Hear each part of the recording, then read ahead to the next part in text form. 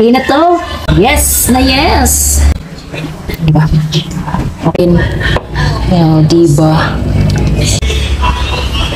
Wow.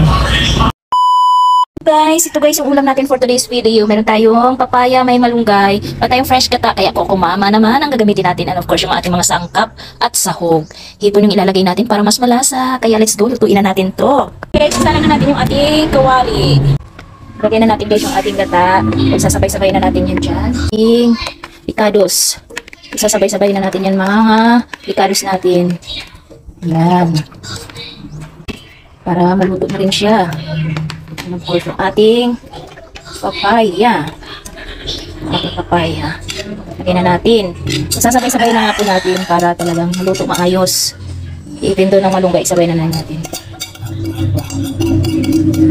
Para pag naluto, sabay-sabay na. Hindi na matagal lulutuin. Yan.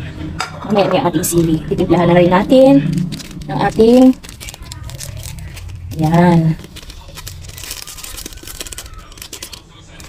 Kunting asin kasi baka umalat. Ating paminta. Yan. Maraming paminta. Mas masarap. Halu-haluin natin.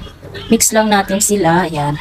O, diba, nag-ano na yung ating hipon. Hanguin natin mamaya yan kasi para hindi naman siya ma-overcook. Pag nag-ano na siya. Ayan. Ayan. Hindi ma-overcook yung ating hipon. Lagyan natin sa ibabaw. Diba? Madali ang ulam. Medyo mas, di tayo nagbili ng gulay pero yung ating sahog ay pricey. Kaya, yung gulay natin, kinuha lang natin sa ating kapaligiran. Malunggay, libre na. Kaya, yan. Diba? Mabilis ang ulam for today's video mga mams. Kung wala pa kayo ulam dyan, try na rin ito. Yan, kahit walang hipon o kering-kering na yan, lagyan mo ng sardinas. Fights na yan. Yan, nataw lang na may hipon tayo, kaya lagyan natin. Yan. Halu-haluin natin. And then also, titikman na natin kung okay na yung lasa niya. Talaga namang, mapaparami na naman ng rice, pero bawal tayo sa maraming rice. Kahit ulam na lang ang ating kainin. Kasi, diet tayo. Kahit masarap yung ulam. Diet, para yun, magkakalimutan yung diet. Yes na yes! Lagyan na natin yung ating sili para maluto na rin. Yan, no?